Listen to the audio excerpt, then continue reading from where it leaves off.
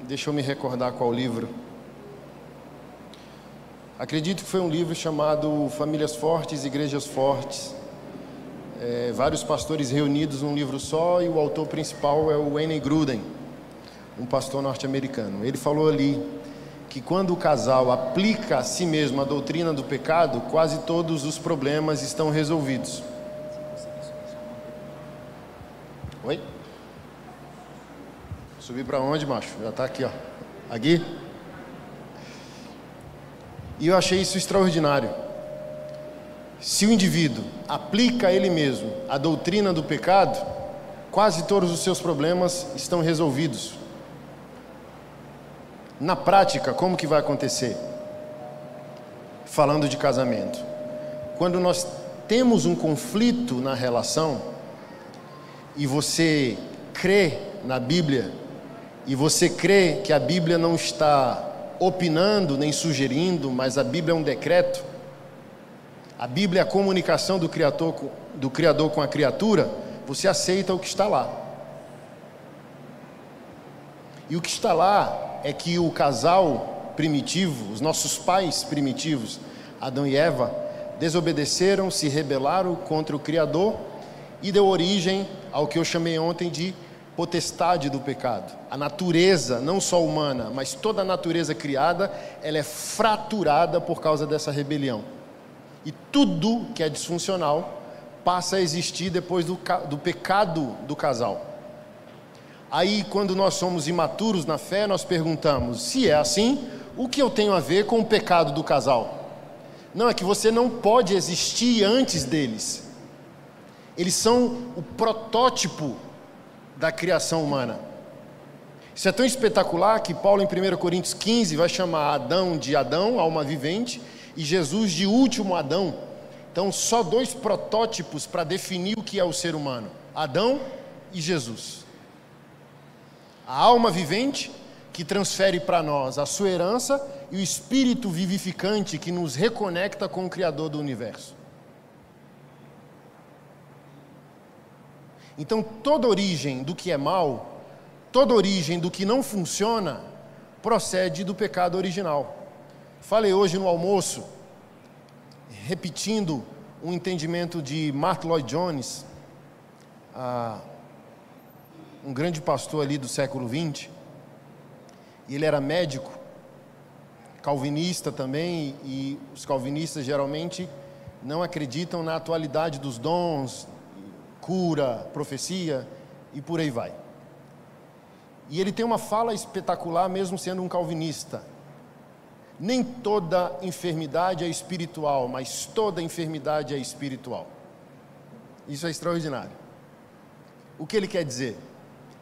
A dor de cabeça que você tem agora não é espiritual, mas a dor de cabeça é espiritual por causa do pecado original.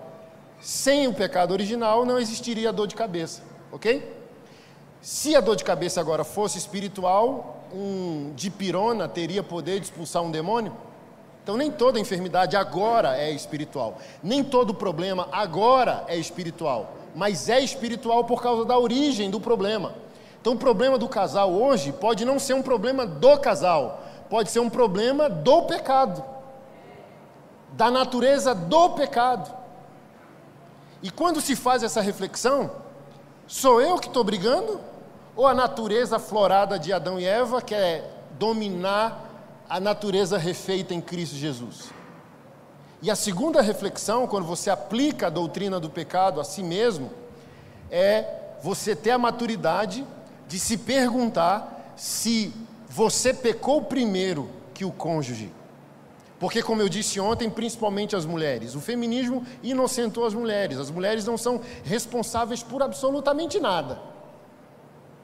E eu acho isso um baita machismo, entendeu? O homem vai lá, comete um ato horroroso contra a mulher, não, é ele mesmo. Aí você fala: ó, estão suspeitando do marido. Não, nem precisa suspeitar, é ele mesmo, porque o homem faz isso. Quando uma mulher pratica um mal, um homicídio, uma traição, a sociedade, as pessoas e até nós evangélicos ficamos supondo que a vítima mereceu. Do tipo assim, ó, para a mulher ter feito isso, o marido fez por onde? Para a esposa ter traído, tem que ver. Como se a mulher fosse moralmente superior ao homem pelo simples fato de ser mulher. E isso anula automaticamente a doutrina do pecado. Então quer dizer que o pecado original dominou apenas o sexo masculino e não o feminino?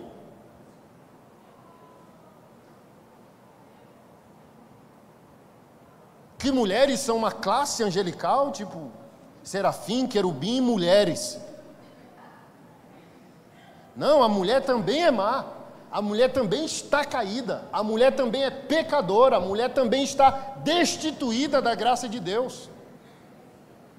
E um cristão maduro tem que se perguntar: a minha esposa errou, será que eu não errei primeiro e gerei o erro dela? E vice-versa.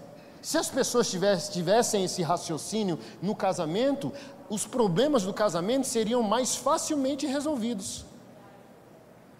Porque, como eu disse ontem, é um pensamento proibido o que eu disse ontem aqui, quem estava ontem aqui. Talvez a esposa ou o marido não está sozinho no pecado, por mais horroroso que ele pareça ser. Agora, quem é maduro o suficiente para reconhecer que pode ter colocado o outro no pecado? Mesmo que o pecado seja responsabilidade restritamente individual. Assim como a salvação, ela é individual, amém? O pecado também é individual, vai pagar sozinho quem fez com Deus. Mas a gente está falando de redenção e não de encontrar culpados, amém? A gente está falando de redenção familiar. E se a gente quer redimir, as pessoas precisam ser maduras e humildes para reconhecer a sua parte.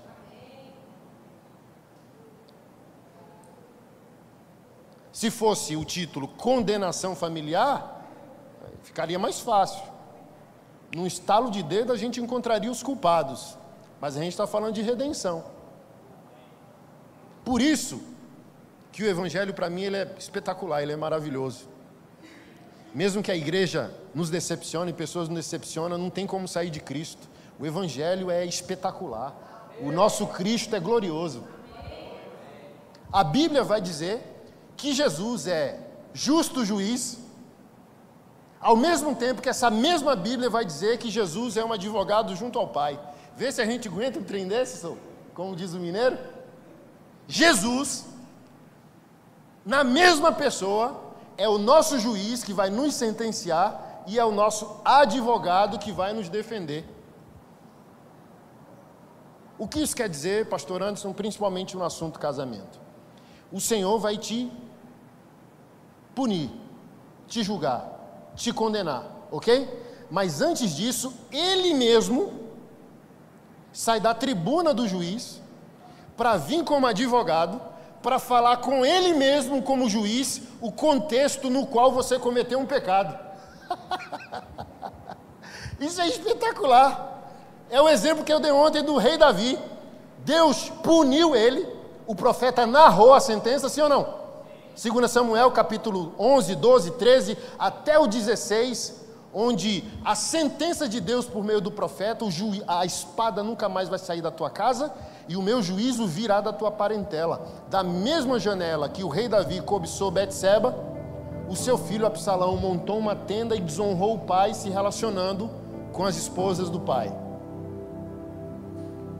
Mas como eu disse ontem, Davi pecou de maneira horrorosa, mas não diminuiu o seu crédito com Deus. Continuou um homem segundo o coração de Deus. Por quê, pastor Anderson? Porque seres humanos punem a aparência do pecado. Deus analisa a essência do pecado, o contexto do pecado, o motivo do pecado, e se a pessoa está sozinha nesse contexto. Isso é um fundo musical, é? É? Pode tirar para mim, por favor? Sou TDAH, varão. Ou eu prego ou eu escuto fundo. Meu cérebro não processa as informações. Olha que coisa interessante. Porque Deus não abandonou Davi? Porque Deus analisa além da aparência. E Jesus, como advogado, satisfez suas próprias requisições como juiz. Não é satisfatória sua explicação sobre o contexto do pecado do meu servo. Isso é tão real que eu estou falando aqui, é a minha licença poética e hermenêutica, ok? É como eu interpreto aquela situação, amém? Não está escrito isso. Mas é tão possível que seja isso que eu estou falando para os irmãos, que quando o profeta não percebeu que o profeta não confrontou o pecado do rei, lê de novo a história, não está lá, você é um adúltero, você adulterou, você, que coisa abominável você fez. Não, o profeta contou uma história. Contando com o quê? O povo de Deus peca, como eu disse ontem, não mais por domínio, governo ou natureza. Eles pecam por imaturidade, eles pecam no comportamento, eles não pecam mais na maldade do coração, na iniquidade, como Judas, como Caim, como Saul. Saul era tão desprezível por dentro em seu pecado que Deus não o quis mais. O Deus que quer redimir disse: não interceda, eu não desejo, eu o abandonei, eu não quero. Então olha só, Saul, aspas, não peca tão gravemente como Davi. O Senhor não quer Saul e o Senhor continua com Davi. Por quê?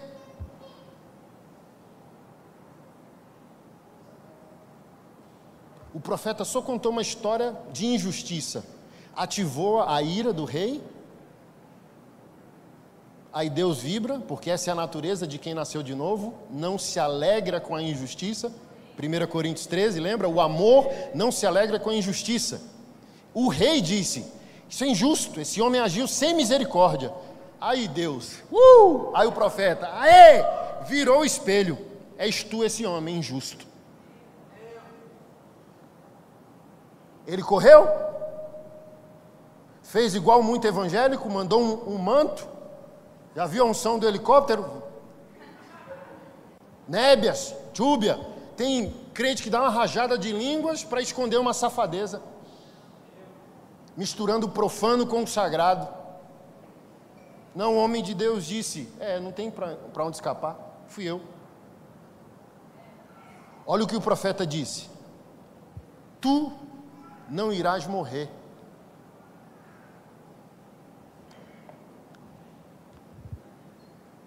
O café maroto que me deram tinha uma açuquinha, pouquinho, mas tinha. Hoje eu vou preferir ele, por favor. Foi um casal ali, ó, tava ali, eles me deram um cafezinho maroto com açúcar, tava, meu Deus. Onde que eu tava? Fui eu. Aí o profeta: tu não vai morrer, a criança vai morrer, para que você veja como é grave dar ao ímpio motivo de blasfêmia contra o nome de Deus e o povo de Deus. Mas ele já te perdoou. Gente, o evangelho é um trem doido que não entra na cachola do racional, não. O profeta vai lá, conta a história, confronta o rei, leva o rei ao arrependimento, mas a sentença do juiz, criador do universo, já está dada no passado. Então o profeta não foi lá para Deus perdoar Davi. Na verdade, Davi já estava perdoado. Deus só quis o quê? Harmonizar, igual o Pedro quando negou 3 vezes.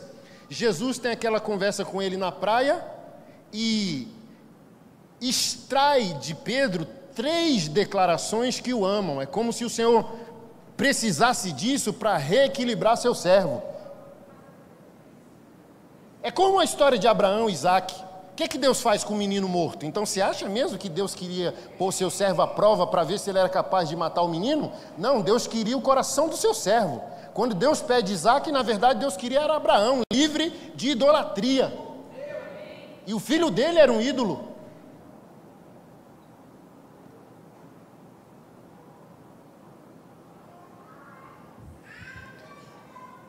Ele já te perdoou. Como é que pode? Ele nem verbalizou arrependimento, ele nem escrito tinha ainda o Salmo 51, que era os salmos do seu arrependimento, e o profeta diz: Deus já te perdoou. Agora o manto sagrado, ó, mistura o sem com o com, aí vai ficar melhor do que está. Ô glória! Deus já tinha perdoado. Por quê, irmãos? Porque Deus analisa essências e não aparência, Deus avalia contexto, Deus intercede por nós, e agora o Senhor disse que iria fazer morada e deixaria o Paracletos, e Paulo diz em Romanos que é esse Espírito que geme na presença de Deus, intercedendo por nós. O que é isso, pastor Anderson? É pegando todos os nossos erros, limitações, processando isso numa linguagem que o Pai se satisfaça. Nossa, o Anderson fez isso? Calma aí, Senhor, deixa eu explicar o motivo. Deixa eu explicar para o Senhor o contexto. E o que isso tem a ver, Senhor, pastor Anderson, com redenção familiar, com nossos casais? Tudo, varão. Porque você é discípulo desse Deus. Então você está punindo o cônjuge sem avaliação de contexto. Ela adulterou ou é uma adúltera? Ele adulterou ou é um adúltero? Ele gritou ou vive gritando? Ela gritou ou vive gritando? São duas coisas diferentes, gente.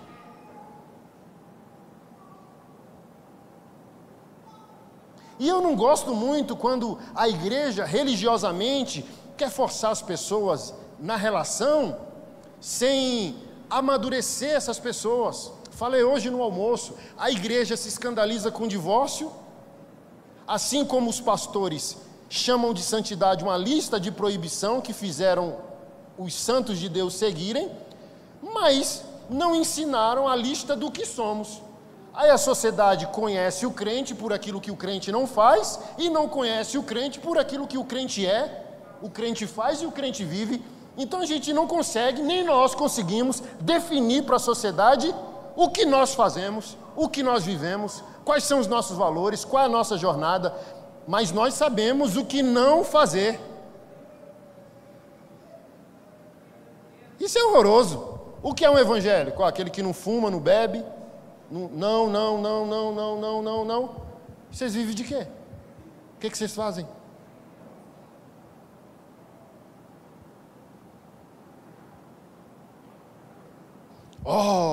Não pode divorciar. Mas o ensino, ele tem que estar na porta da frente. Para a gente ter menos divórcio na casa do Senhor, olha o que a gente fez. A gente elevou a régua do não divorciar e baixou a régua do que é um casamento. Então o que está acontecendo? Mesmo que a gente diga que divorciar é um erro, é um pecado, as pessoas estão divorciando. Por quê? A igreja não está ensinando o que é o casamento. Então o foco está errado. O foco é ensinar o que é um casamento e não ensinar a amedrontar o que é um divórcio. Vou dar um exemplo como eu dei hoje na mesa. Restritamente, a Bíblia vai dizer que o divórcio deve acontecer no contexto de imoralidade sexual. Joinha? Ok? Aí vai lá, o marido é um marido abusivo, um marido agressor, a esposa não pode respirar e o cara, puf. Ela tem que estar fazendo maquiagem nas partes machucadas do corpo, ok? Aí um dia ela ganha coragem e vai até o pastor. Meu marido é um agressor, meu marido é até servo da igreja, é pastor da igreja e vive me agredindo. Irmã, você vai ter que aguentar porque você não tem base bíblica para divorciar. Eu já briguei com o pastor, já sentei a mão na mesa, já fiquei discutindo, comendo sushi a madrugada inteira com o pastor, dizendo, eu não acredito. De onde vocês tiraram essa hermenêutica? Porque o legalismo, ele se baseia em quê? Me dê um versículo, então, que ela pode divorciar que não seja por imoralidade sexual. Aí eu soltei na mesa e solto aqui para você, ok? Tem um versículo que a gente não pode tocar sexualmente numa criança? Tem? Tem? Mas você sabe que é um pecado e um crime. Sim ou não? Ué. Aí eu perguntei para o pastor, então você está dizendo para mim que uma genitália masculina do marido, dentro da genitália feminina da piriguete, é um trem mais importante para Deus do que o filho, o olho da filha dele roxo?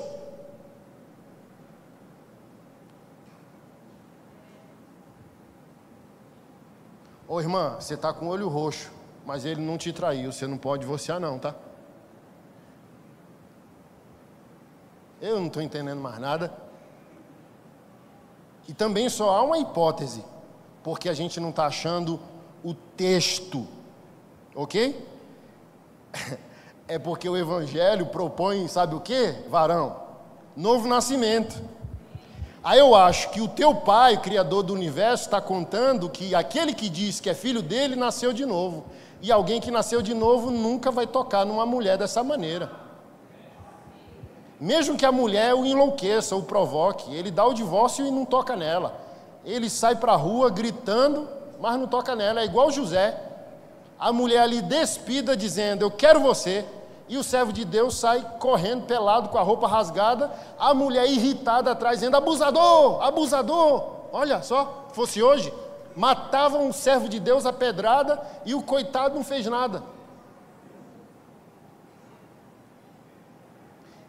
Gente, eu não estou doido não. Vamos lá, expliquei para vocês, vocês vão assistir um vídeo no final. Projeto de autismo que eu tenho. Hoje a gente cuida direta e indiretamente de 485 famílias autistas. O índice do abandono masculino, paterno, passa dos 70%, ok? E eu trabalho com o resgate da masculinidade, então isso já me irrita. Eu falo, como é possível um camarada largar a esposa e o filho num contexto desse? Que cara sem caráter. Mas a vida não é feita de opinião. A vida é feita na vida, ok? Aí um belo dia eu faço um encontro de mães de autista. Aí aparece 5 caras, inclusive um divorciado. E diz, a paixão da minha vida é o meu filho. Eu luto para estar presente sempre, levar eles à terapia. Aí eu falei, opa, alguma coisa errada não está certa. Essas estatísticas, calma aí, esses homens existem, mas quem hoje quer dar moral ao homem? Quem hoje quer dar ouvido ao homem? Senta aqui, varão, conta a história, porque você divorciou. A história da mulher como vítima, todo mundo vai ouvir, Ministério Público, delegacia, igreja, porque é uma santa, a mulher é uma santa, cara. E do homem? Não, é um vilão. O cara saiu de casa, eu quero ouvir esse cara que saiu de casa, que ele se exploda, que Deus o julgue. Olha o que está acontecendo. Mas quando a gente senta para ouvir a história é outra. Então agora eu sou muito mais ligeiro, muito mais cauteloso, antes de sair bradando que eu estou apoiando uma mulher vítima, abandonada, divorciada e por aí vai. Sabe por quê? Porque vamos lá. E isso eu não estou vilanizando a mulher. Eu só estou dizendo que ela está junto com o homem na herança de Adão e Eva. Entendeu? Porque está todo mundo querendo tirar a mulher da herança de Adão e Eva. Como se ela fosse moralmente superior. Mas ela está junto. Ela não é uma ilha.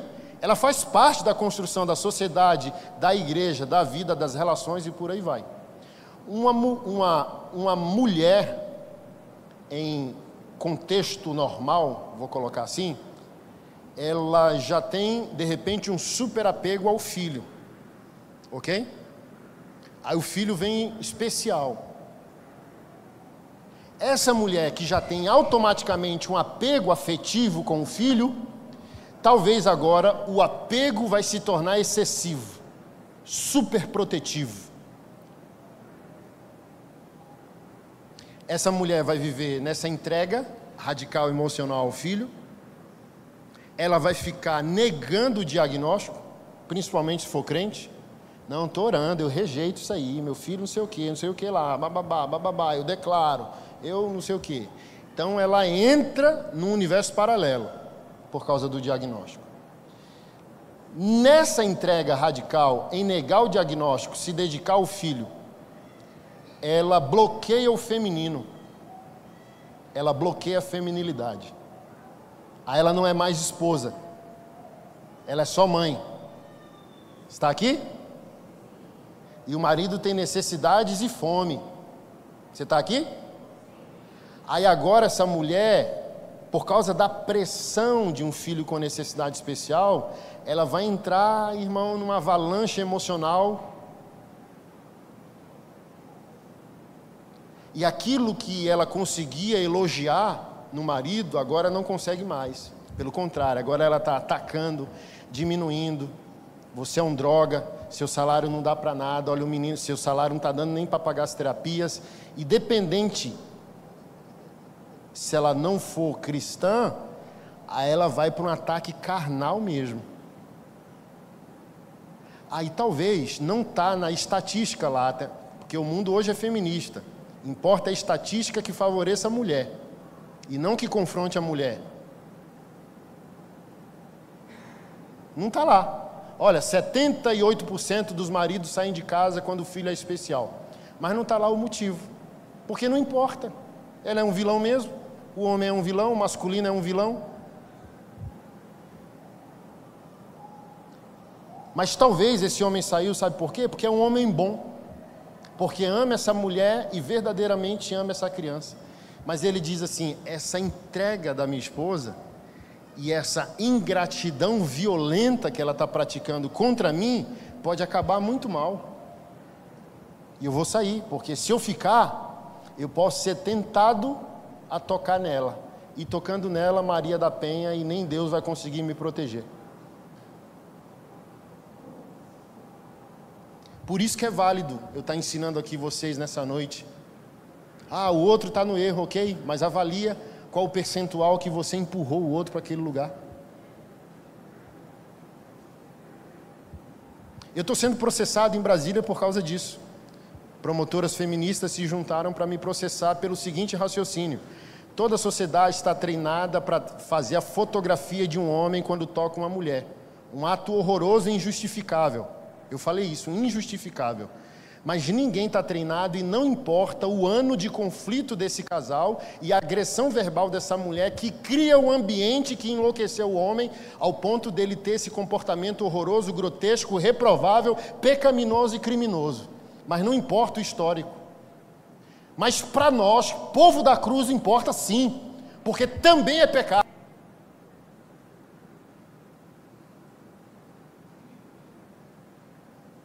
E por isso que a Bíblia é enfática.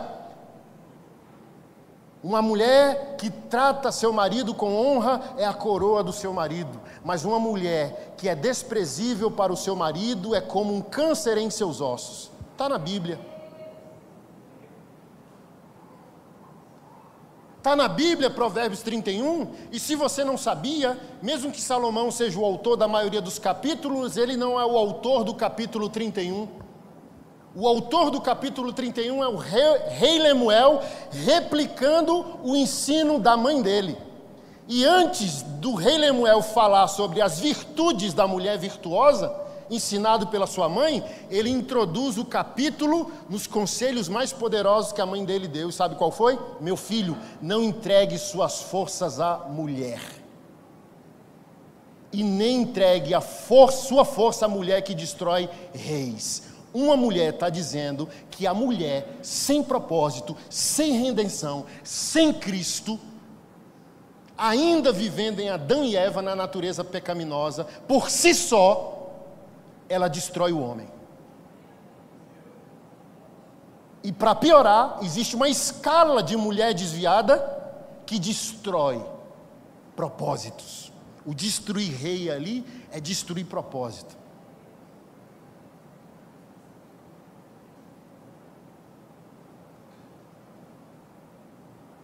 Sabe onde está a janela das maiores acusações de abuso sexual do pai contra o filho? Na disputa judicial por pensão alimentícia e guarda dos filhos. Essa mulher que disse que amava esse homem, agora para se vingar dele, coloca o filho nessa marmota para fazer uma falsa acusação que o pai tocou no filho. Uma advogada em Brasília, amiga minha, quando eu a conheci a primeira vez, quase chorando, falou isso. Eu defendo um cliente há 5 anos, onde a própria filha já foi em juízo negar o que falou sobre o pai, porque foi a mãe que a convenceu, ameaçando ela de punir ela de várias maneiras. Ela foi e falou que o pai abusou dela, mas ela já foi em juízo dizer que era mentira, e mesmo assim o juiz não solta o meu cliente há mais de 5 anos. Mas agora já é tarde, porque se não tiver no seguro, no amarelo, o Estado resguardando a segurança desse homem. Você sabe o que um preso faz com alguém que é acusado de crime sexual?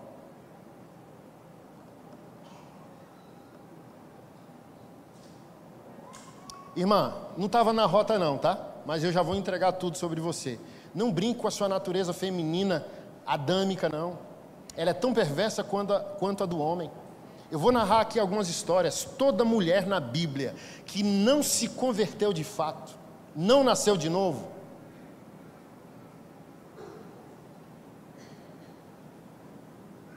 e aqui a gente tem que separar bem. Uma coisa é ser convertido, uma coisa é nascer de novo. Então a conversão nos dá a salvação, mas só nascer de novo nos dá uma nova natureza. Como eu disse ontem, a salvação pertence ao Senhor. Se você clamar, Dimas na cruz, o ladrão, clamou. Jesus não desceu ele da cruz, ele foi executado porque era um criminoso, se arrependeu e inaugurou o paraíso. O que é isso, pastor Anderson? Conversão. Mas o nascer de novo é o Espírito Santo imprimindo em você uma nova natureza. E se você, mulher, não buscar uma nova natureza em Cristo Jesus, você é tão perversa contra o homem. A diferença é que as suas ferramentas de trabalho são diferentes. A do homem é agressão física, da mulher não. Pode ver, um homem mata e você vê um homem matando. Uma mulher mata e você não vê, porque ela tem uma estratégia, ela está na surdina, ela envenena. Ano passado eu dei esse exemplo, tá? Não se horroriza não. Uma mulher evangélica, com ciúme dos enteados, filhos do marido, não querendo que essas crianças viessem mais para a casa dela, sabe o que ela fez? Tocando louvor no fundo, começou a botar veneno no feijão, e os meninos constantemente, dores estomacais, e na última que ela fez, os meninos foram direto para o hospital. Ela postou todos os meninos internados, e ela postando todo dia louvor, foto deles no Instagram, estou orando por vocês. A menina de 17 anos morreu, o menino de 12, 13, graças a Deus não morreu, porque os médicos conseguiram a tempo fazer uma lavagem estomacal. É possível. Uma mulher sem Cristo, sem nova natureza, sem propósito, chegar a esse nível e continuar a vida. Se ela não fosse pega, ela faria isso e continuaria evangélica, posando de uma bela esposa. Ela me faz lembrar Herodias. Herodias mãe, Herodias filha. O homem de Deus, o profeta, confrontava a união ilícita, porque o rei casou com a irmã, com a esposa do irmão. E João Batista, é ilícito, você está pecando contra Deus. O cara, olha como é o homem, né? Todo mundo reclama do homem, e o homem demora mesmo para aceitar a Cristo, mas quando ele aceita, ele não recua mais. A mulher parece que já tem Cristo, mas vai tocar no orgulho da mulher para você ver que bronca se arrumou para a sua vida?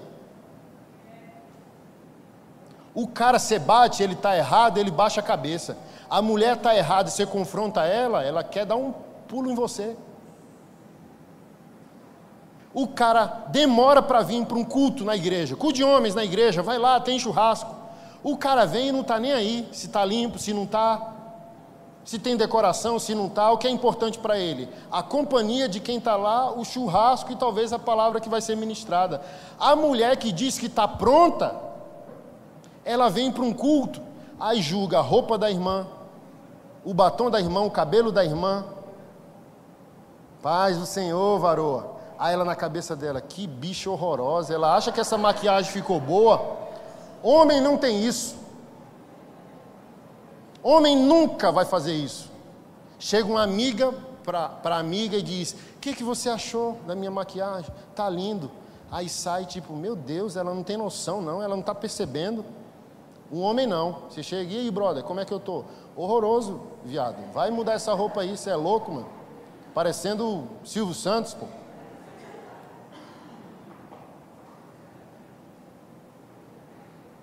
Essa truculência masculina, ela é verdadeira. Essa sensibilidade feminina nem sempre é verdadeira e quase sempre é falsa. Porque nem toda mulher está dizendo o que diz quando diz o que diz. Mas quase todo homem está dizendo o que diz quando diz o que diz, mesmo que seja horroroso o que você está ouvindo. Vou dar o exemplo. Você não gosta da amiga. Aí quando você a encontra, você diz: ai, princesa, varoa. Mas você não gosta dela. O homem não. Ele pode ficar 1 ano sem ver quem ele chama de amigo. Quando ele vê, me dê uma licença, tá? Isso aqui é culto de casais, de adultos. E aí, louco, transtornado, perturbado. Chama até de viado. Seu viado, como é que está a sua mãe?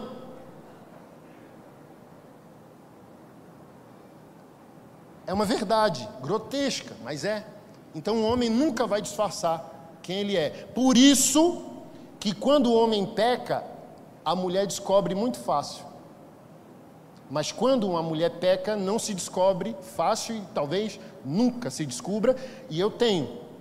É porque não foi me permitido falar nesse processo aí das promotoras. Mas eu tenho, tá lá. E elas não estão nem aí. Umas 20 pessoas me procuraram, mulheres, encheram minha caixa de e-mail dizendo: o Senhor não está mentindo quando está falando que tem esse lugar secreto nas mulheres. Minha mãe traiu meu pai por 30 anos, meu pai morreu e não descobriu. A outra: minha mãe tinha um amante por 20 anos, só depois de 20 anos meu pai vai descobrir. Por quê, pastor Anderson? O homem é extinto. Quando você diz para um homem: bora, bora. A mulher não, ela não é instintiva. Para ela cometer um erro, um crime ou um pecado, ela precisa de tempo, estratégia e motivo. Ela só vai quando o homem que ela tem decepcionar ela. Aí ela vai lembrar do contatinho e ó. O homem não, ele está pronto na hora que chamar. Aí não tem tempo de se organizar, aí vai descobrir. Entendeu? Um amigo meu de Goiânia, crente, filho de uma pastora, que é pastora na minha vida, fala bem assim, ó, os caras é tão idiota que a mulher, bora, bora. Aí foi lá, a piricrente, batom no colarinho. Aí ele chega em casa e a esposa: que batom é esse no seu colarinho? Ô mulher, esbarrei num palhaço ali. Mas o outro, que é bocó, meu amigo fala: batom na cueca. Aí não tem como escapar. O que é isso aqui? Ih, não tem como se defender.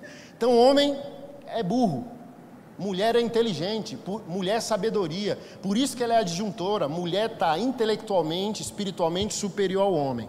O homem é carnal até no ofício, por isso o corpo dele é mais forte fisicamente, e a mulher é mais inteligente, mais almática. O homem é mais cru, porque ele é o pedreiro da criação, é ele que vai lá, quebra a parede, marreta, tal. A mulher é o arquiteto. Ela que tem um plano, ela não se desgasta fisicamente, porque ela tem a cabeça para pensar e dizer, não, quando ela vai, ela é assertiva, ela não vai gastar a energia física que o homem gasta. Por que eu estou dizendo tudo isso? Para você se localizar.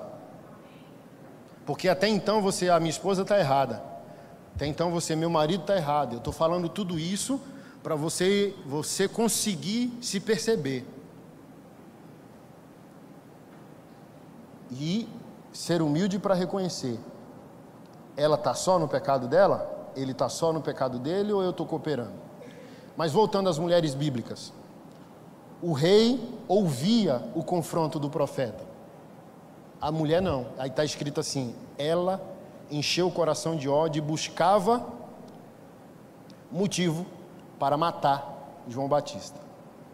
Aí um belo dia o rei fez uma festa, chamou as autoridades e a filha da Herodias, que também chamava Herodias, dançou.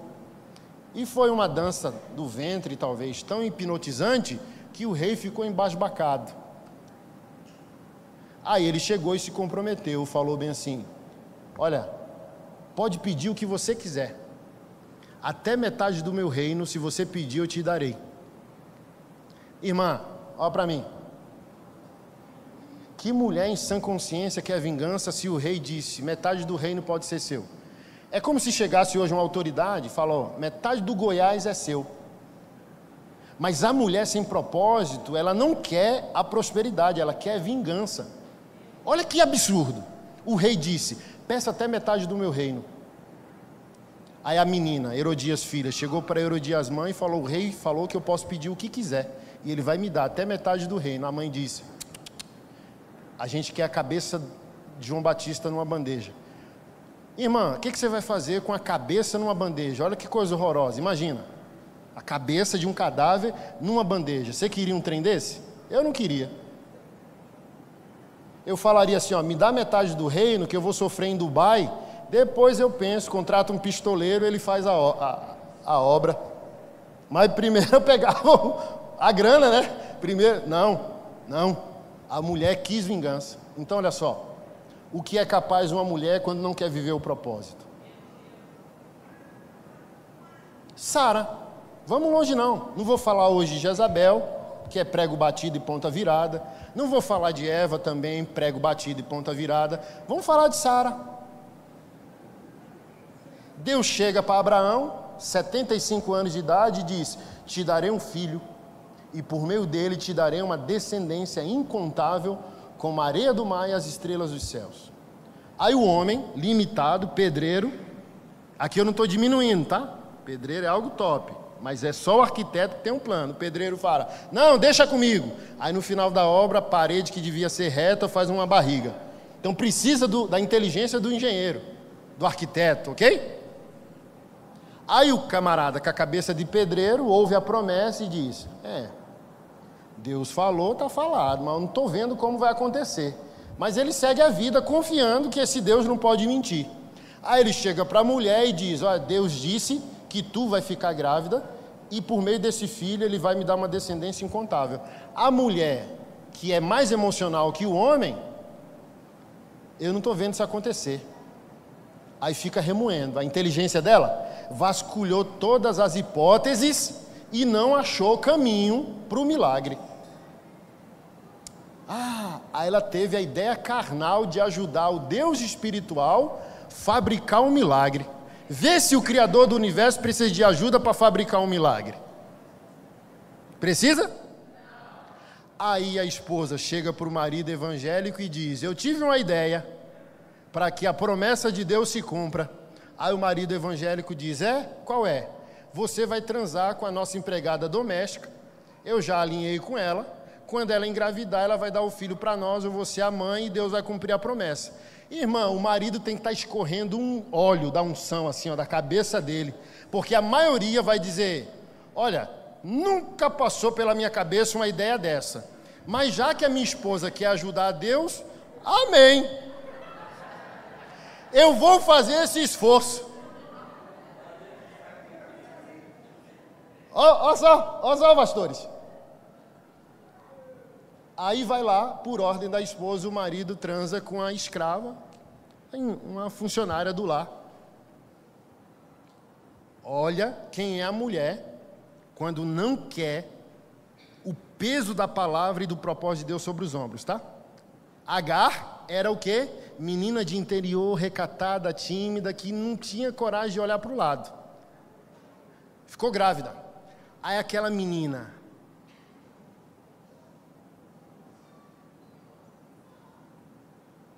olha aí, olha o drama da mulher, que é moralmente superior ao homem. Não tinha nada. Agora está grávida de um varão. O orgulho. Aí a esposa, que teve a ideia maluca, chegou para o marido, aí ela chega para Abraão e diz, Agar, a minha funcionária, que eu mandei você transar com ela, fiz o acordo com ela para ser mãe da criança que vai nascer, agora está contra mim porque está grávida de um varão e a culpa é sua. Está na Bíblia, acha para mim aí, Lombardi, bota na tela. Então Sarai disse a Abraão, a culpa do meu sofrimento é sua.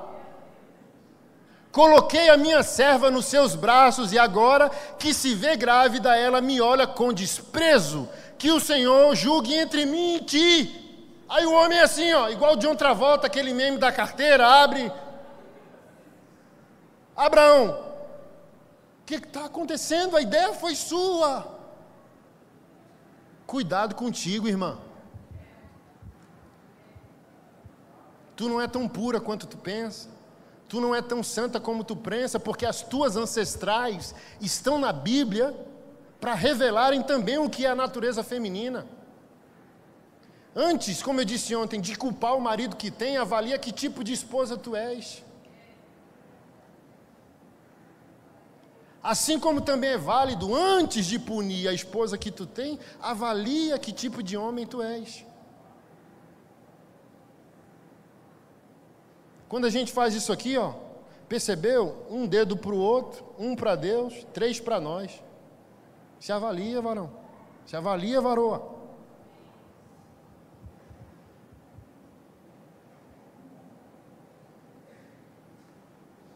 Saia desse lugar de coitadismo, minha irmã. Os problemas também te pertencem. Os problemas também são gerados por ti. E só honestidade, maturidade e responsabilidade pode fazer vocês chegarem em algum lugar. Ou não case. Quem aqui está solteira? Adote um pet. Porque é o que eu sempre digo, sabe? Homens e mulheres evangélicos esperando a pessoa certa. Agora aqui eu falo com os solteiros. Eu estou esperando a pessoa certa, sendo a pessoa errada.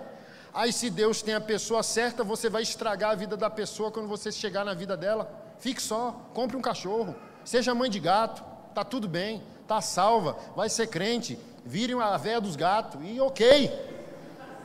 Mas não estrague a vida de um homem de Deus ao entrar na vida dele sem encontrar o seu Criador e vice-versa. Se você é um homem que você não presta, mesmo seja evangélico, deixe as filhas de Deus em paz, não entre na vida de ninguém, que você vai estragar a vida dessa mulher, porque como disse o pastor Mark Driscoll, meninos quando casam, destroem mulheres.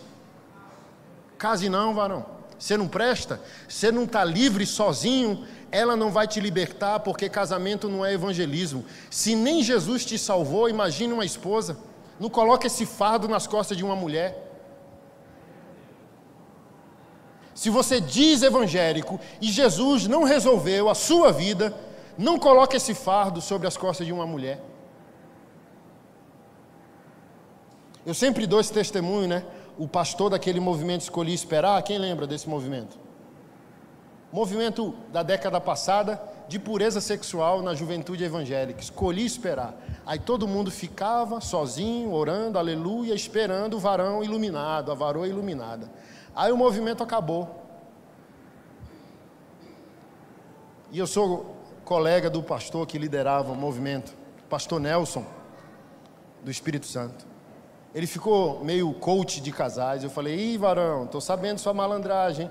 Estou sabendo porque você deixou o Escolhi Esperar com os jovens e agora é coach de casal. Por quê? Acabou o estoque, não foi? Acabou o estoque. O estoque que Jesus tinha acabou. Jesus tinha um monte de gente firmeza. Mulheres de Deus, homens de Deus. Aí, quem escolheu esperar foi tirando do estoque de Deus. E por que acabou o estoque? Porque quem estava esperando a pessoa certa, sendo a pessoa errada, não renovou o estoque.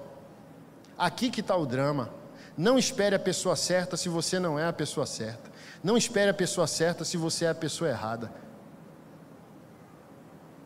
Você vai decepcionar a Deus e você vai estragar a vida dessa pessoa. É por isso que eu sou contra namoro, porque hoje a gente está vendo muito divórcio, mas ninguém consegue ser honesto com o histórico. Pastor Anderson é radical. Ele fala como se não tivesse namorado. Não, namorei muito, na ignorância. E se a gente hoje, pastor, pode dar um conselho, é para tentar evitar que você vá para o caminho absurdo que muitos de nós trilharam. Então, se eu pudesse escolher voltar no tempo, você acha? Não. Me guardaria especificamente para um casamento. Porque as memórias dos namoros, eles intervêm no casamento, mesmo que seja positivo. Você teve um namorado maravilhoso, que te tratou bem, tinha um bom beijo, tinha um bom sexo. Casa com esse cara na tua memória para ver o que vai acontecer dentro do teu casamento. Teu marido com a língua véia dura e teu namorado tinha a língua mole. Aí você fala, que bexiga de língua dura. É um homem de Deus, mas parece um talito de picolé essa língua. O ex-namorado está aqui, há 15 anos. Nossa, ele não beijava assim, ele não falava assim, ele abria a porta de não sei o quê, o sexo dele era bom. Então você está de corpo presente no seu casamento, de alma ausente no seu namorado. Então, por exemplo, como que vai ser o casamento de um crente com o histórico e a memória no corpo, no sexo, nas emoções de 30 namoro, 40 namoro, 50 namoro? Então tudo que Deus criou para ser exclusivo no casamento, ficou no namoro. Por que a gente está divorciando? Porque a gente está intolerante. Não tem mais tolerância. Esperar? Não, por favor.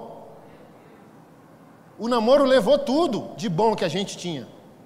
E agora a gente quer entrar num casamento evangélico e achar um anjo. E não vai. Você vai achar um ser humano que vai te dar um montão de dor de cabeça. Mas se a gente não tivesse o histórico e as experiências, o fruto do Espírito Santo nos ajudaria a vencer as crises.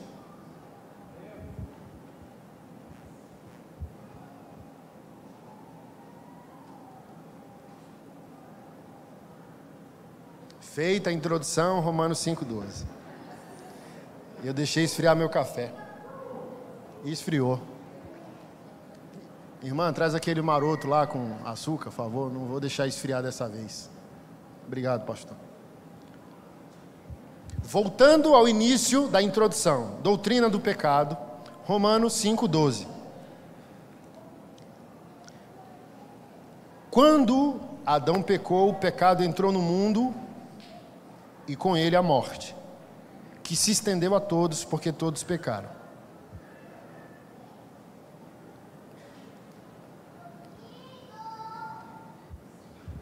Essa versão, NVI, expande mais, a minha é mais moderna. Portanto, da mesma forma que o pecado entrou no mundo por um homem, Adão, e pelo pecado entrou a morte, assim também a morte veio a todos os homens, porque todos pecaram. Aí, como eu disse, na infantilidade, mas eu não pequei, mas é filho deles. Então você vai nascer com o defeito de fábrica que os teus pais te deram, ok? Os 3 seres humanos originais que não experimentaram pecado foram Jesus, Adão e Eva. Adão e Eva pecaram, desvirtuaram a sua natureza, mas viveram um período com a natureza perfeita. Então, só eles 3 sabem o que é a natureza perfeita. Então, todos que nascem depois de Adão, porque não nasceu ninguém antes deles, nasce com defeito de fábrica que eles comunicam. Então, você nem precisa pecar, porque você já nasce pecando. Como disse o salmista, em pecado me concebeu minha mãe. O bebê já é pecador.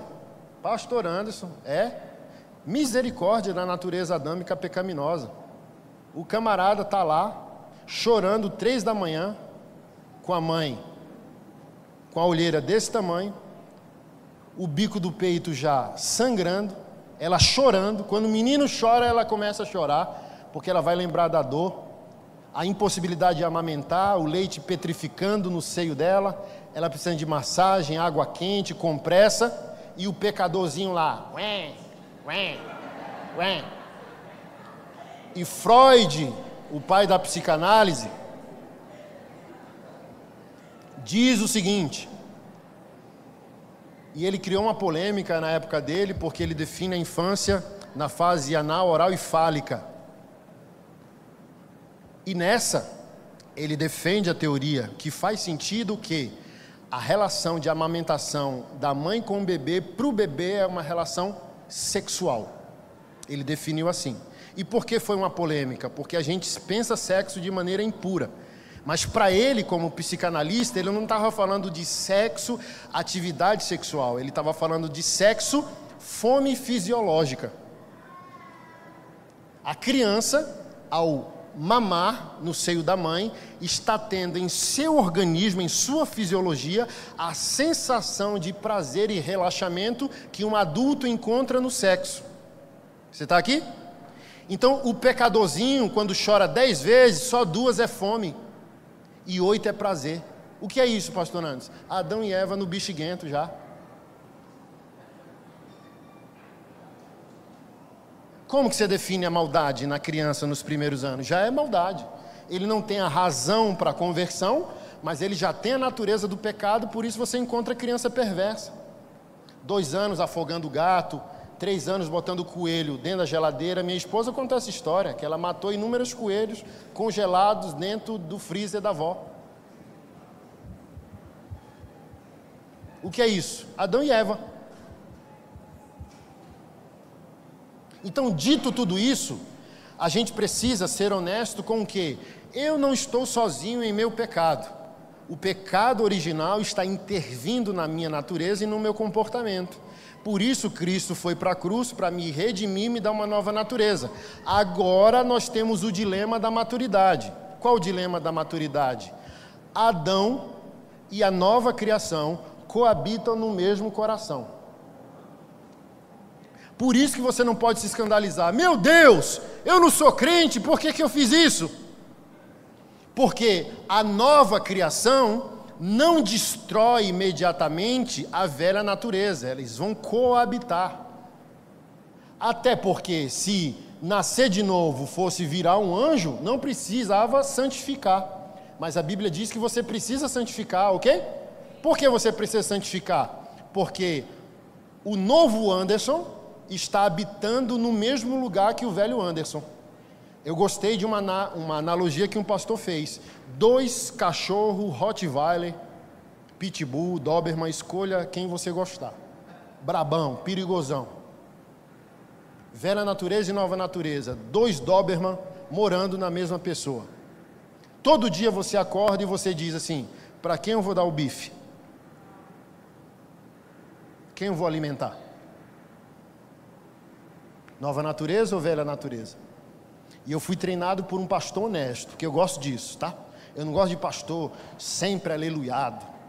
Olha lá, eu lá, varrendo a igreja, aí meu pastor chegava. Eu chegava às 7 da manhã, aí fazia o café, preparava. Às vezes nosso pastor vinha para tomar café, era um trem maravilhoso quando ele vinha. Às vezes ele não vinha, às vezes ele chegava às 8, aí eu lá.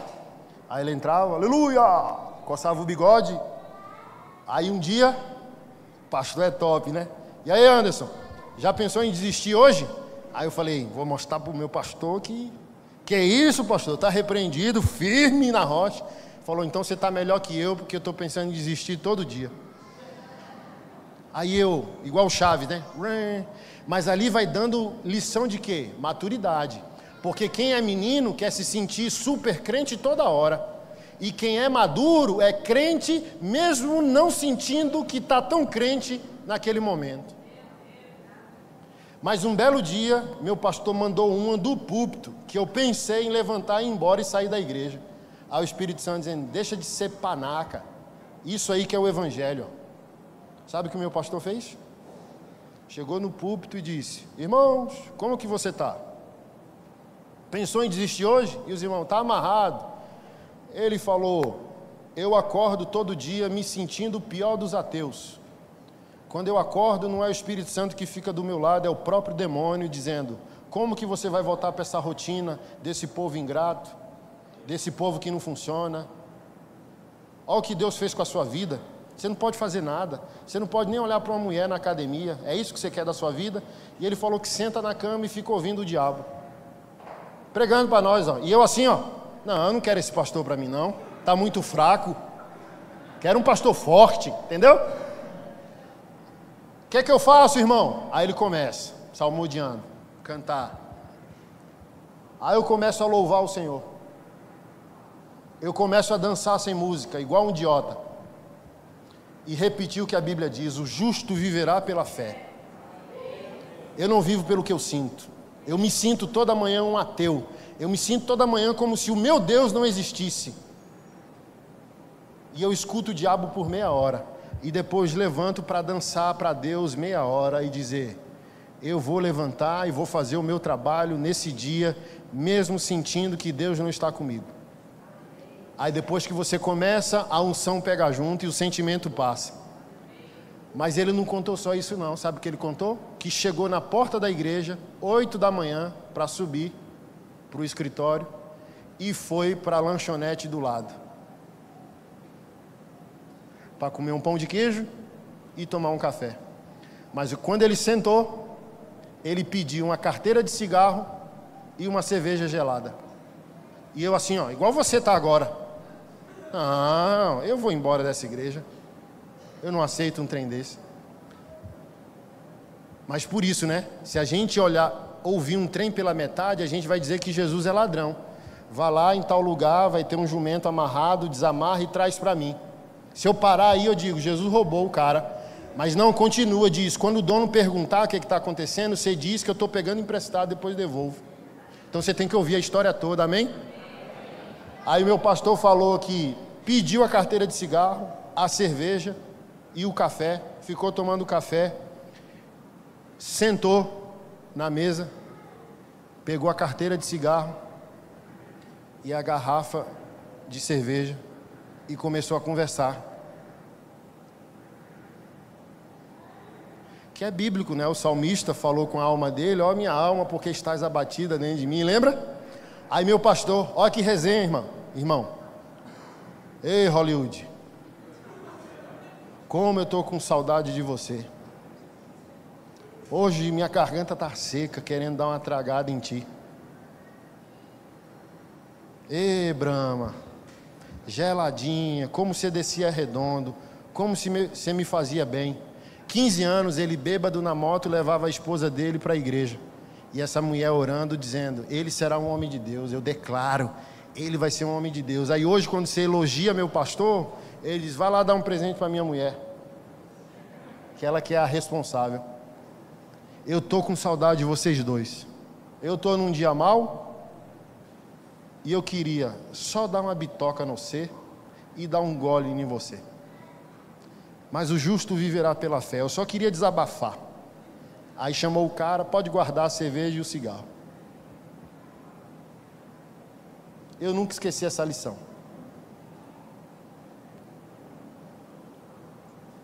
Por que eu estou dizendo isso? Porque no dia do teu problema, tu vai ter poucos torcedores. Principalmente os torcedores da mulher. Separa.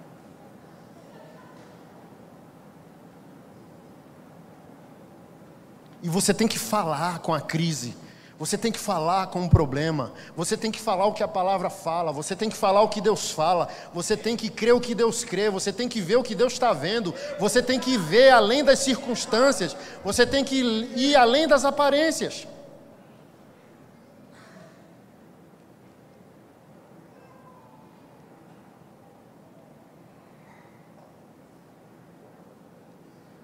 Todo mundo acha que o perdão é algo bonito, até ter algo a que perdoar, disse C.S. Lewis. Não é bonito o perdão, pastor? Esteja no lugar de quem tem que liberar perdão, aí muda tudo, entendeu? Ô varão, por que você fez isso? Não se coloca na... Gente, tudo que a gente vê de pecado na vida do outro, e até nesses da Bíblia que pecaram, se a gente tivesse na mesma situação, a gente pecaria. Como que Adão fez isso? Você faria igual, eu também.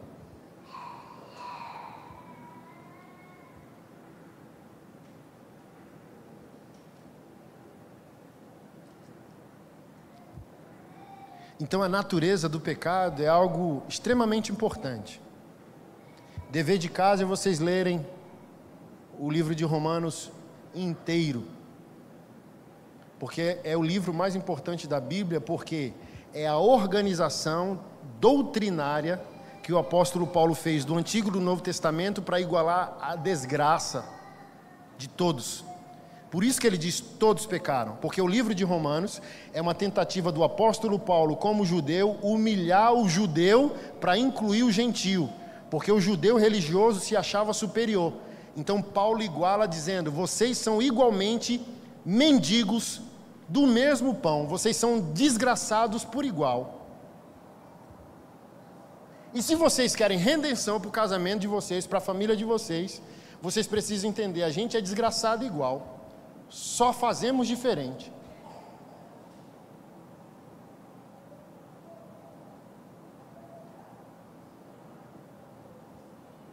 Aí está a raiz da humildade para acatar a graça de Deus, para chamar a atenção de Deus, para chamar a Deus como terceira pessoa dessa relação e a terceira pessoa dessa possibilidade.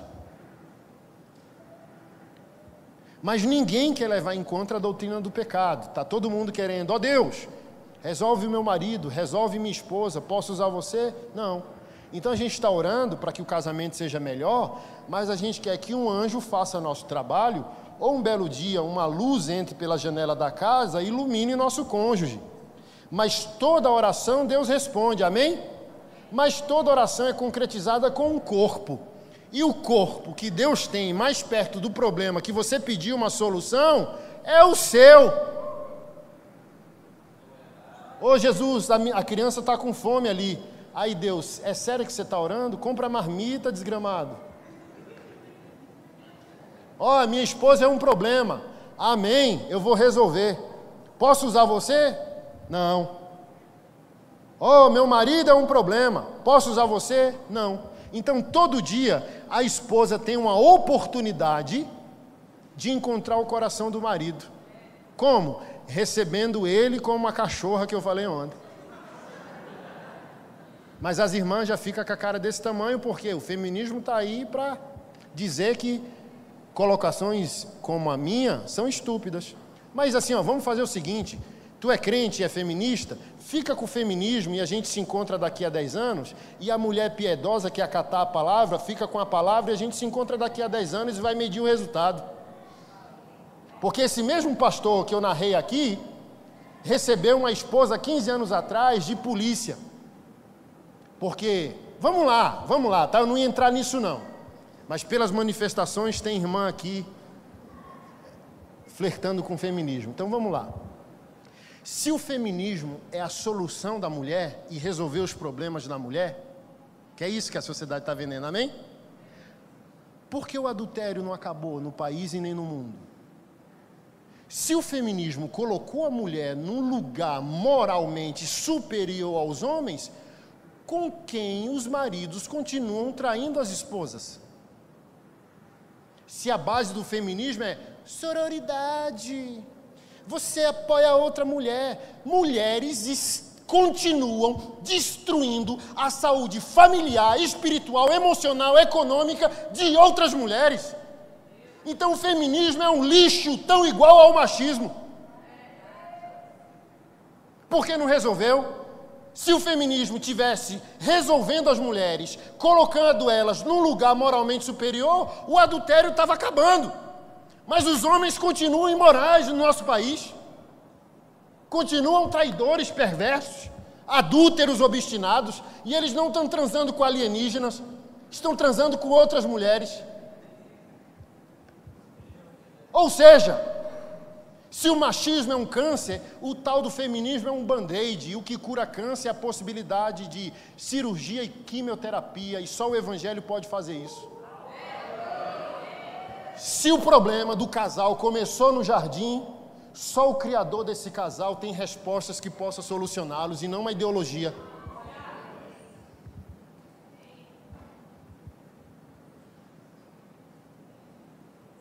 Então hoje a sociedade vai dizer, mulher, separe. Mas a sociedade não vai dizer, mulher, se responsabilize. Você tem parte nessa construção? Avalie-se. Examine, pois, o homem a si mesmo. Texto da ceia, 1 Coríntios 11.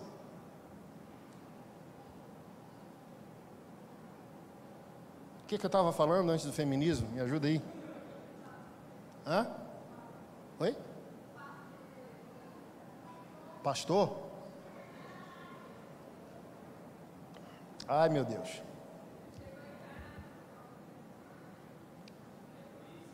Hã? Ah, obrigado, verdade. Há 15 anos, esse pastor que eu narrei, que falou com a cerveja e o cigarro, a esposa chegou, meu marido é PM, me trai, cheiro de outra mulher, batom e tal. 15 anos atrás, tá? Se fosse hoje, ele saía na capa do jornal. Pastor machista obriga mulher evangélica a ficar em relacionamento abusivo. Então, a mulher moderna tem duas opções. Ou ela fica com a sociedade, a ideologia, e a voz do povo não é a voz de Deus, já vou adiantar. Ou você fica com a Bíblia e com um pastor bíblico que vai te aconselhar num caminho estreito. Porque a Bíblia vai dizer o seguinte, tá? 1 Pedro, capítulo 3. Se o teu marido não responde à fé, que ele seja salvo por ti sem palavra alguma. Agora, varoa, te encurralou. Bota aí, Lombardi, na tela. Do mesmo modo, mulheres, cada uma de vocês esteja sujeita a seu marido, para que mesmo se ele rejeitar a palavra, seja ganho sem palavras pela conduta da esposa. E agora, Josefa? Ou seja, a Bíblia, palavra do Criador, opinião do Criador, sentença do Criador, está dizendo que muitas palavras, que é normal a mulher liberar, não vai surtir efeito no homem. O que vai surtir efeito?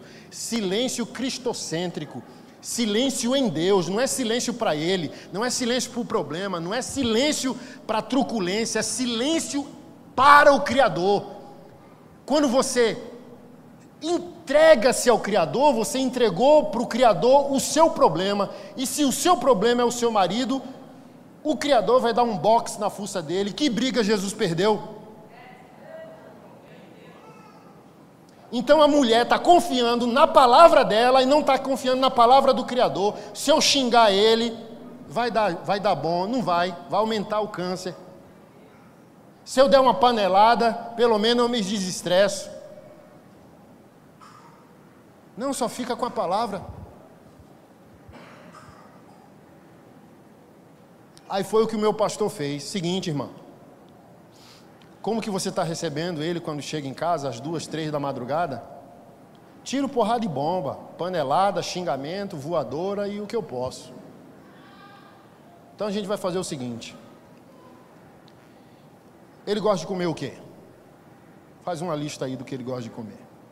Então você vai fazer o seguinte. Quando ele chegar às 3 da manhã, vai ter uma mesa lá esperando ele. Você vai estar de lingerie, cheirosa, de perna cruzada, esperando o camarada. Uma mulher hoje, 15 anos atrás, tá? Se era um problema lá, pastor falar isso hoje, cadeia para ele. Protesto feminista na porta da igreja. Aí tu percebe que os testemunhos acabaram na casa de Deus. O povo não está vivendo mais milagre, porque o povo está vivendo a opinião deles e não mais a opinião de Deus.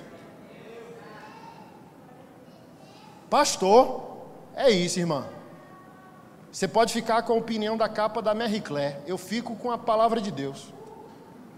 Então, se você pegar firme lá, eu pego firme aqui na intercessão. Você faz o que eu estou mandando, eu vou arrochar aqui na presença de Deus e a gente vai pegar esse camarada. Deus vai pegar o seu marido, irmã. Confie em mim. Você crê que eu sou um homem de Deus? Creio. Então faça o que eu estou ordenando. E assim fez. Aí o marido chega, bêbado, cheirando a piriguete e batom no colarinho. Deu bola para a mesa? Passou direto. E foi dormir embriagado. Pastor, irmã, um dia não tem mais poder que hábitos de um ano. Pare não. E ela continuou. Segunda noite, mesa, lingerie e perfume. Terceira, na quarta o camarada já... O que está rolando? Na quinta, o que está rolando? Na sexta, o que está rolando? Daqui a pouco o camarada ajoelhado, prostrado diante da esposa, chorando, vomitando toda a desgraça da vida. E hoje é pastor junto com o meu pastor. Me procurou porque quer ajudar os meus projetos, porque a empresa dele tem ligação no exterior, e ele falou, me dá o projeto aí que eu vou ver se eu pleiteio alguns milhões lá fora para trazer para os autistas aqui no Brasil. Então, irmã, eu fico com o seu feminismo ou fico com a palavra? Me diga aí. Me ajude a te ajudar. Então a gente desiste de ser pastor, vamos todo mundo abraçar as ideologias aí, sabe? E viver pela lógica do mundo e não mais pela lógica de Deus ou da palavra. Então o que é que uma esposa quer? Ela quer ter a honra que saiu de um relacionamento porque o cara não prestava? Amém, você pode estar certa dependendo do seu contexto. Eu não sou daqueles que defendem que você tem que ficar em qualquer tipo de relação lixo. Mas tem situações que dá para suportar, outras são insuportáveis, saia. Se ele te agride, saia, pague nenhum preço para esse cara não. E talvez é na cadeia o lugar dele se arrepender se ele bater em você, ok? Mas tem situações que são remediáveis. Apenas um comportamento que não é ofensivo para você. E você pode pegar junto com a igreja, com a palavra, com o pastor, e você pode contar as duas histórias. Sair da vida de um cara que não presta e todo mundo dizer, legal. Ou você pode dizer bem assim, tá vendo aquele pastor ali que é uma bênção? É o meu marido que não valia uma cibalena há 20 anos atrás. Não valia o que o gato enterra.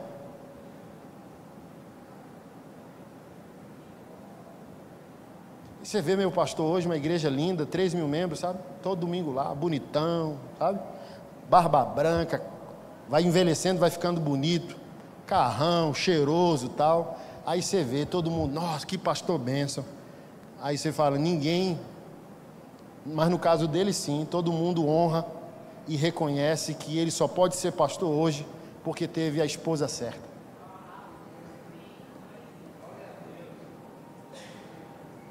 Imagina 15 anos na garupa de uma moto de um homem bêbado, profetizando.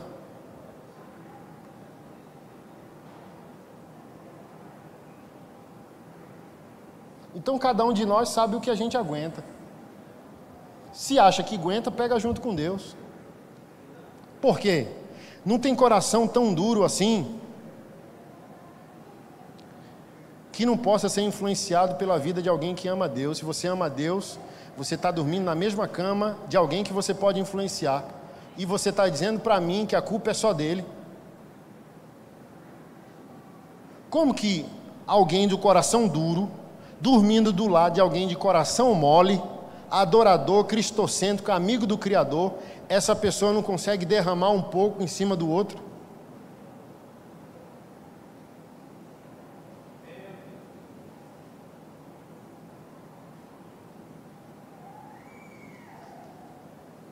Tem um evangelista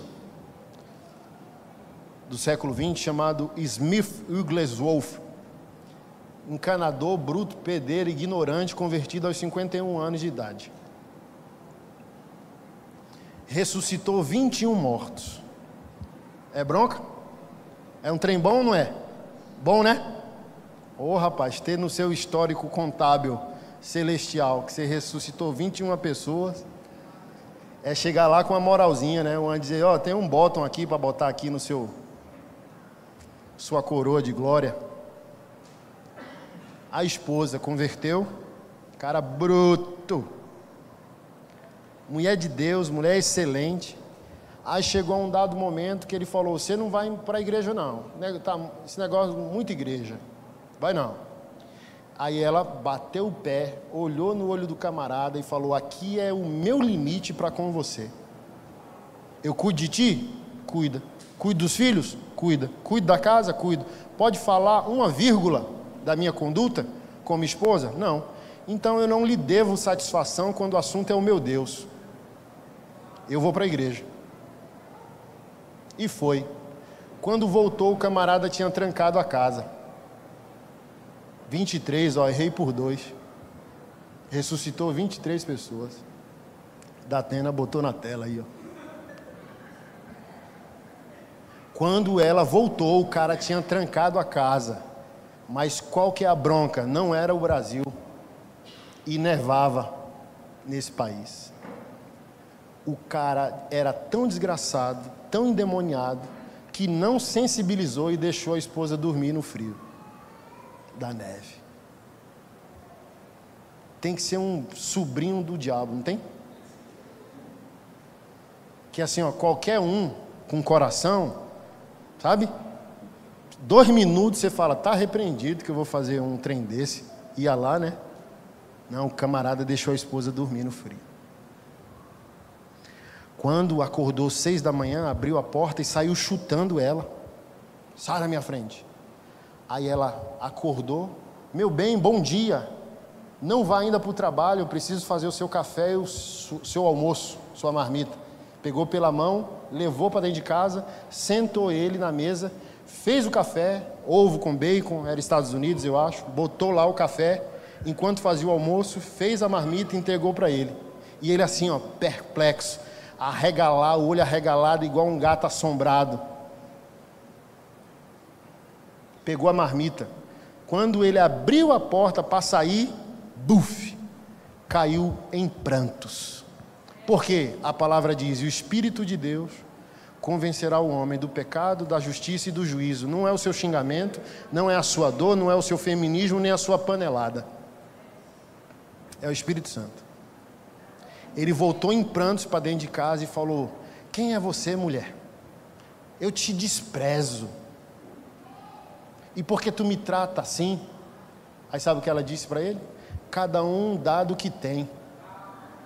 Eu não posso te dar o ódio que você me dá. Eu não tenho. Eu sou filha de Deus. Eu tenho uma nova natureza. Então eu só consigo dar o que tem aqui dentro. E o que tem dentro de mim, por ti, é compaixão. Tu é um homem digno da minha compaixão.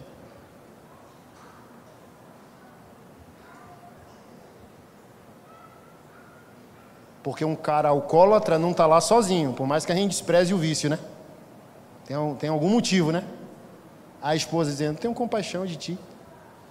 O cara, pela pancada, se converteu, virou um evangelista mundial e ressuscitou, além de curar inúmeros enfermos, ressuscitou 23 mortos. Então, que história você quer contar, minha irmã?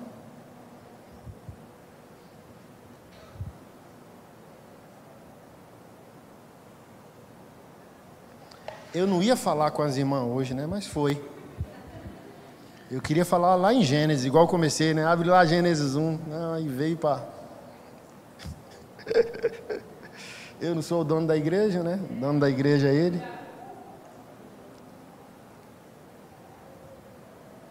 Que história a gente quer contar no final? Porque a história mais bonita de um crente não é ele contando que se garantiu. É ele contando o que Deus fez. Olha como eu me garanti. Olha como eu fugi dessa situação. Que faz sentido, dependendo de que situação é essa, ok? Mas mais fantástico é você contar a história da intervenção do seu Deus. Senta aí, deixa eu contar o que Deus fez. Porque, vamos lá, irmão, para a gente começar a encerrar. Todo crente, ele vai ser seduzido e talvez aprisionado por Satanás na área que ele tem um chamado. Satanás não é onisciente, ok? Mas ele é previsível.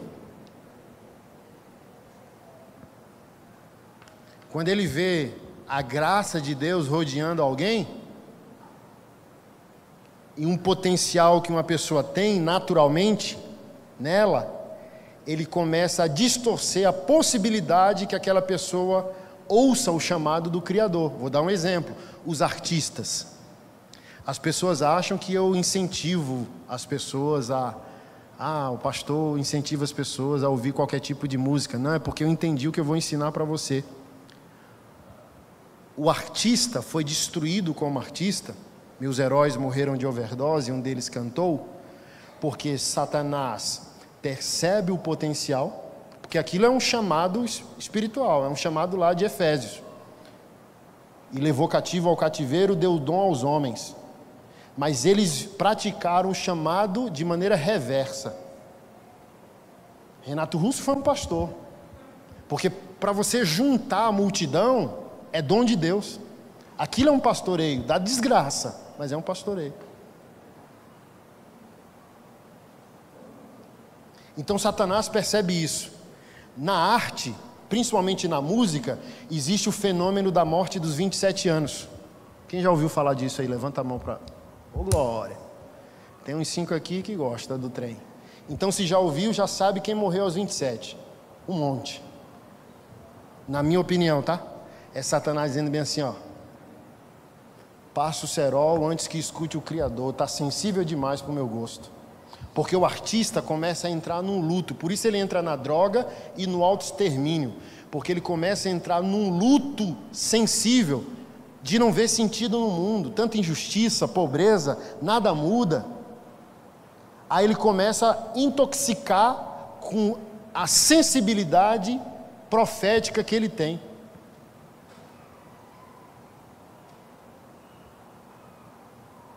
E é assim com todo mundo. O seu problema é o seu chamado. Rapaz, o Lombardi aqui é rápido, hein? Aí, ó. Todos eles. Estou escrevendo um livro sobre isso aqui, ó. Um monte.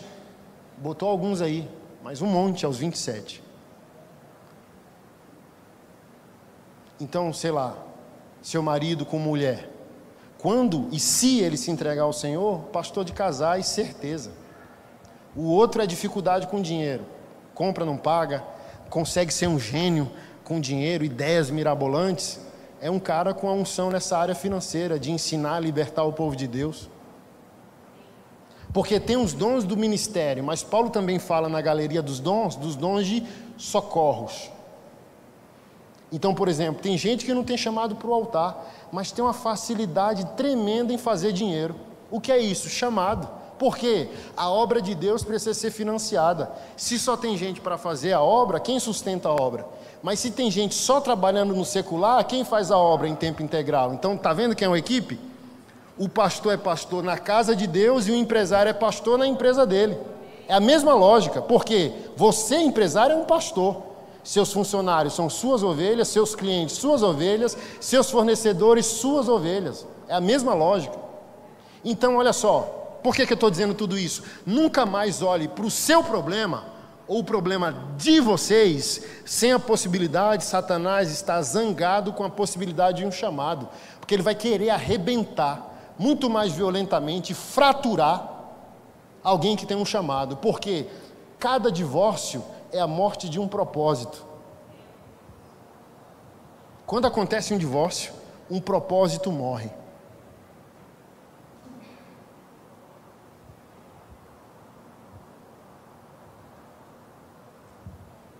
Por isso esse ataque todo, político e ideológico, contra a masculinidade, a infância, as pessoas defendendo o aborto.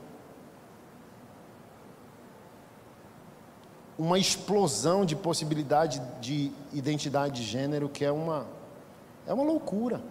Eu palestrei na Câmara Municipal de Goiânia, 5 minutos eu fiquei lendo todos os mais de 70 gêneros existentes hoje.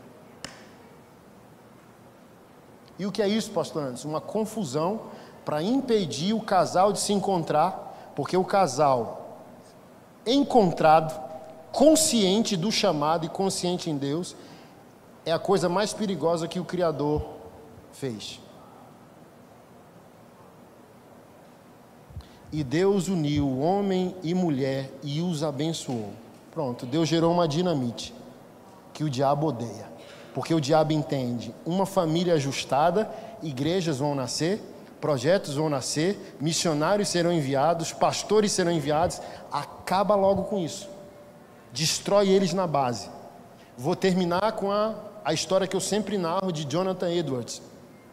Max Jukes, um bêbado ateu, que viveu na mesma época de Jonathan Edwards, um grande homem de Deus. Século 17. Aproximadamente. E um historiador, sociólogo, fez o mapeamento da toda a genealogia.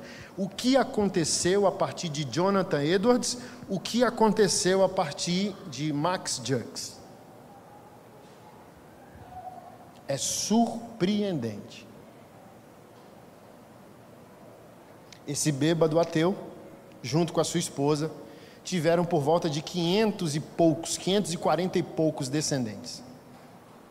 Mas, rapaz, vou levar esse Lombardi para Brasília, pastor. Você é louco, cachoeira. Cadê? Max Jukes, 540. Minha memória está boa. E de Jonathan Edwards, 1.100 e pouco, eu acho, descendentes. Acha aí, Lombardi. Século 17 mesmo.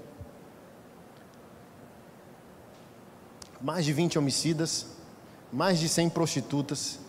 Assim, uma descendência desgraçada. Ninguém prestou dos 540. Ninguém. Ninguém.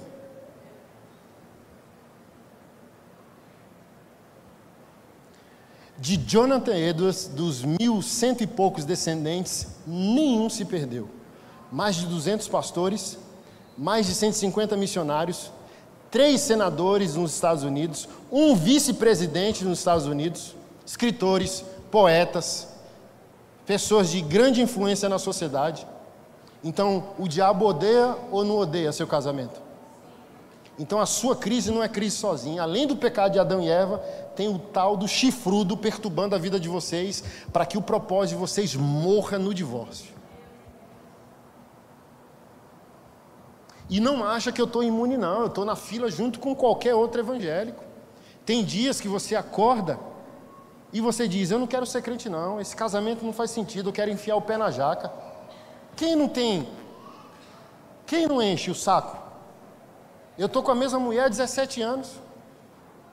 Tem dia que você acorda com a pá virada dizendo, sou a mesma mulher há 17 anos, os mesmos problemas, mesma reclamação, mesmo beijo, mesmo tudo, entendeu? Então tem aquele dia que você fica biruta, 5 segundos de burrice, que se você der vazão à carne, já era.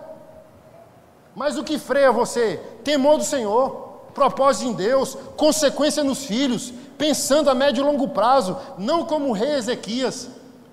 A sentença de Deus que o profeta Isaías narrou, o rei Ezequias perguntou, é agora no meu reinado? Não, é só para os teus filhos e netos, então é boa essa palavra. Mas para um homem de Deus, ele já freia o pecado, porque ele está pensando em quem? Nos netos. Que igreja vai existir para o meu neto se eu for um camarada sem caráter? Que tipo de igreja vai existir para o meu tataraneto se eu for um cara desviado? Então, se eu pecar, vão ter que evangelizar os filhos de um ex-pastor daqui a alguns anos. Então, pastores são tentados, todos. Eu sou tentado como pastor. Eu quero, dependendo do dia mau, não estar casado com aquela mulher.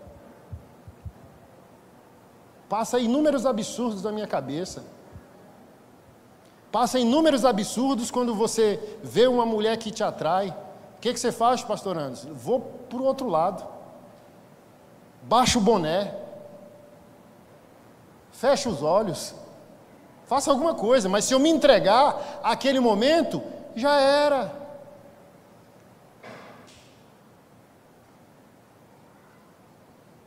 Então, santidade não é como eu sou santo. Não, é responsabilidade.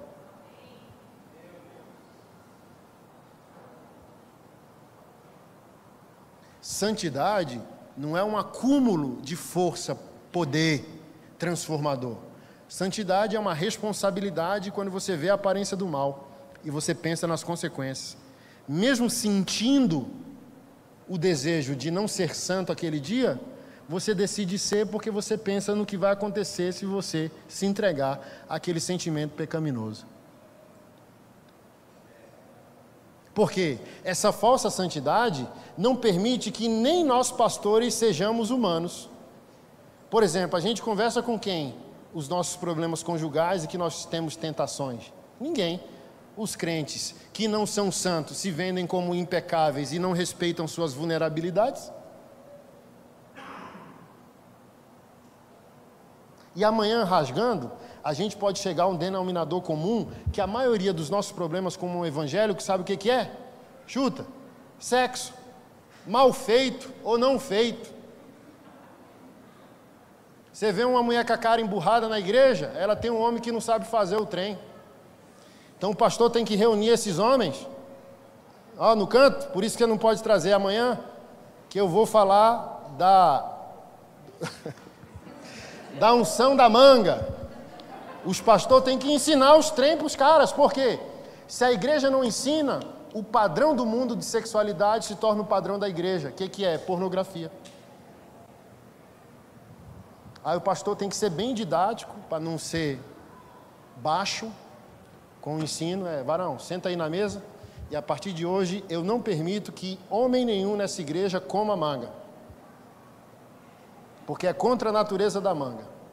Então está aqui, uma mesa, cada varão numa mesa, e uma manga para cada varão. Aleluia. Acho que já estão entendendo o trem. Então, varão, como eu não posso dar uma aula didática, mostra aí para o seu pastor que você gosta do trem. Desenrola essa manga aí, para a gente ver se sua esposa está feliz. E cara ranzinza também pode ser isso, está todo mundo com fome em casa. Porque assim, vou mostrar amanhã para vocês. 1 Coríntios 7. Por que você toma café, almoça e janta? Porque o seu corpo precisa, sim ou não? Por que que Deus criou o sexo para o ser humano? Porque sexo é fome, na fisiologia. O ser humano precisa do sexo. Deus só permite não ter o sexo, o solteiro, Porque o sexo Deus criou para o casamento, e o celibato, o eunuco que recebe um dom. A Bíblia diz que Deus escolheu alguns para não casar, mas para a pessoa não enlouquecer, porque sexo é fome, o Espírito Santo vai lá e batiza a pessoa para ela conseguir. Está lá em Apocalipse que o Senhor separou 144 mil que não tocou em mulher. Está lá escrito, eles são um presente para Deus e para o Cordeiro. Só assim. Todo o restante tem que casar, e casar para gostar do trem.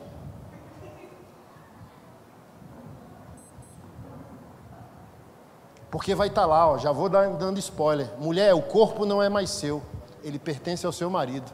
Marido, o corpo não é mais seu, ele pertence à sua esposa. Então ninguém deve proibir o outro. Não tem essa, não quero. Não tem essa, eu estou com dor de cabeça. Então já anda com um paracetamol, varão, no bolso. Ô meu bem, abre a boca aí, tem uma mosca. Pum! Paracetamol, porque não pode. Está lá no texto. Só pode se apartar de mútuo acordo. Tem que falar antes. Eu vou orar, vou jejuar, não estou bem essa semana. E eles têm que entrar num acordo, e o texto diz para orar e jejuar. E faça rápido, para que o diabo não vos tente por falta de domínio próprio. Então, olha só, principalmente as varoas aqui, tá? Querer toda hora, segundo o apóstolo Paulo, é domínio próprio. Não querer é falta de domínio próprio. Está no texto. Dever de casa, leia 1 Coríntios 13. Minha esposa gosta todo dia. Que bom, varão, ela tem domínio próprio. Meu marido quer toda hora. Que bom, varão, ele tem domínio próprio. Você que está sem domínio próprio. Aí a pessoa não gosta, é ranzinza, ou não chega numa amizade para descobrir os que os dois gostam, para o trem ficar bom, para ouvir. Como é que você gosta? Assim, outro assado, entendeu? Para eles, para não ficar esse trem chato. Tem casal evangélico que é tão chato que a varoa bota uma data, todo dia 25, que é um fardo para ela. Porque o varão não quer ser humilde para ouvir como tem que fazer. Aí ele acha que ele está abafando. E tem esposa que, para não chatear o marido, nem perder o marido, finge que está tudo bem. Varô, você está pecando. Tem que falar para o varão que ele não é bom, não. Que ele é pereba. Que ele é quarta divisão. Que ele tem que virar jogador caro, entendeu? E jogador caro é assim, ó, fez um bom trabalho que a esposa paga. Ela, sabe, ele cuidou tão bem dela naquele momento que quando ele vira assim para tomar uma água, ela pagou de tanto relaxamento. Esse é o marido que tem que ser, entendeu? E é a igreja que tem que estar ensinando, não a prática, mas ensinando que foi Deus que criou tudo, inclusive esse assunto. Então amanhã, na última página do nosso encontro, a gente vai descobrir que a maioria dos problemas do casal evangélico é o leito conjugal. Não é o diabo? Não é nada. Por isso, assim, ó, você vai concordar comigo? Ou você, mulher, já passou por isso, ou conhece uma amiga que passou por isso. O cara não vale nada. Esse cara que a tua amiga gosta. E mesmo sendo um cara horroroso, ela fala, eu não quero mais. Aí volta pro cara. Que você fala, essa minha amiga é maluca. Ela chegou dizendo que o cara era o Satanás. Por que ela voltou? A Lei Maria da Penha vai dizer que tem um ciclo da violência. Mas a grosso modo na prática mulher não gosta, por incrível que pareça, o feminismo está aí emasculando os homens. Mas mulher que é mulher não gosta de... Você que sabe, mulher gosta de macho, cara. Mulher gosta de pegada. Por isso que a tua amiga volta, ou tu voltou, para um cara que não vale nada. Mas naquele assunto ele é bom.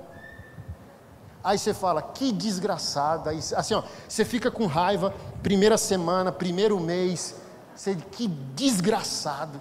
Filho de uma quenga, como diz os nordestinos. Que cara desgramado. Aí quando passa a dor, você fala, ai, que saudade daquele desgraçado. Porque naquele assunto... ele tem pegada, ele não é o... Sabe? Porque você não quer você quer um cara macho, másculo, amoroso, fiel, sensível, mas de postura. Você não quer o cara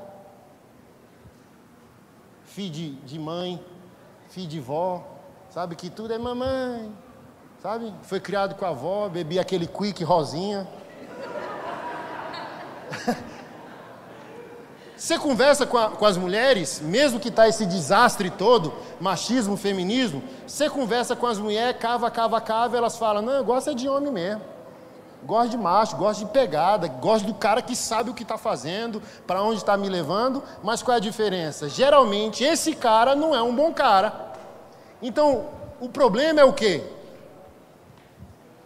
A falta de santidade de um cara macho. Esse cara que é um macho não é amigo de Jesus, é o que está faltando. Porque se fosse, aí vinha um plus. Caramba, eu tenho um homem sensível, entendeu? É um guerreiro, mas se quebranta, chora, se arrepende, pede perdão, pensa nas minhas necessidades, se preocupa comigo, me coloca sempre em prioridade, não é um filhinho da mamãe, entendeu? Sabe honrar a mãe dele, mas sabe colocar a mãe dele no lugar dela quando precisa. É esse homem que a mulher está precisando. Não é um anti-homem.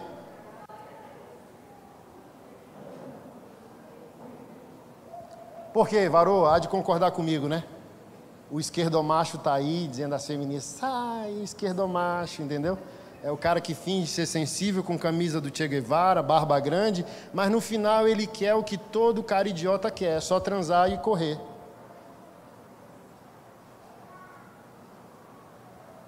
E para quem está solteira, o mundo não está tão em crise assim que Deus ainda não tem os seus guardados.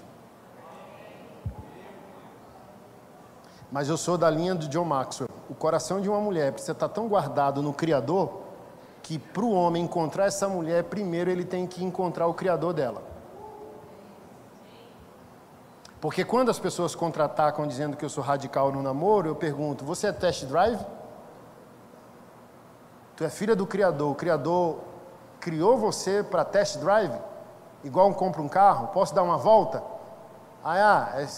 Deixa eu ver se esse homem é de Deus ou a mulher é de Deus. Aí vai testar. Não, você não foi criado para ser testada. Você não foi criado para ser testado. Você foi criado por um propósito.